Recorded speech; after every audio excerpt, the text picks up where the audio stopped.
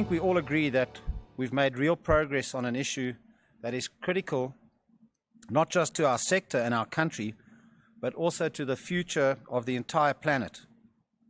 How we can help finance a just climate transition.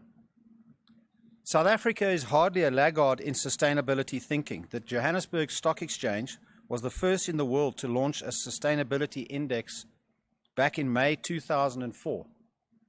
The local banking sector established the BASA Sustainable Finance Committee in 2011, when the topic was barely on the radar screen of many of our global peers. And in the ensuing years, South African banks have continued to build on their commitment to incorporate social and environmental risk considerations into their lending and investment activities. We are amongst the best performing emerging markets on the Sustainable Banking and Finance Network rankings. And with the commitments you've heard reiterated over the last 2 days, it's not difficult to see why. It was particularly encouraging to have a session dedicated to the importance of biodiversity and nature-related risks and financing opportunities. This is a new area that will require a collaborative approach to ensure we convert the high-level guidelines into practical recommendations that we can all implement. Without the biological diversity and a nature-rich world, there is no future for humanity. We know that the financial sector globally has a critical role to play in the financing of a clean carbon transition.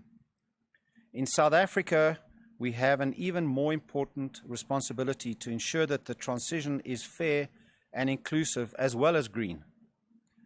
We've already embraced this responsibility and, as we've heard from the speakers over the last few days, a concerted and collective effort is underway to establish South African banks as proactive, committed stakeholders that can demonstrate to the rest of the world how an emerging economy can lead in this space. This was evident in the 135 billion rand financing pledge from the developed world in the first week of COP26.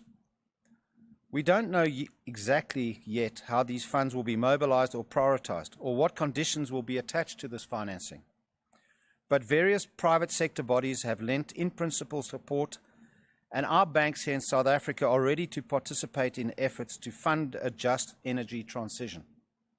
In fact, as we've heard today, banks are already directing significant sustainable finance capital to this end, and we look forward to deeper participation as we turn pledges into much-needed action.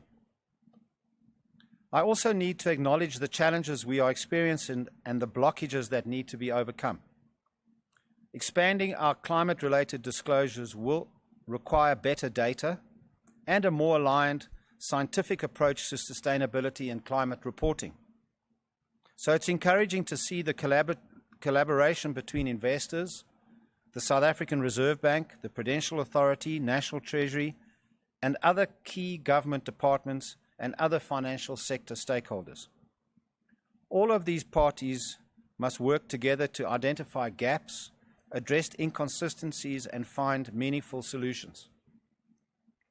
We're equally encouraged by the action taken by our government to establish the Presidential Climate Commission and the Climate Risk Forum.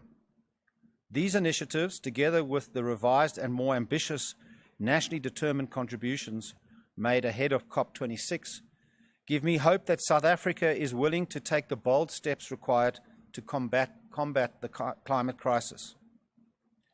In closing, I'd like to thank the participating banks, as well as the keynote speakers, moderators, and panelists for their invaluable contributions. And of course, I must acknowledge the leadership shown by BASA Executive in supporting and representing the financial sector in this journey towards a sustainable future.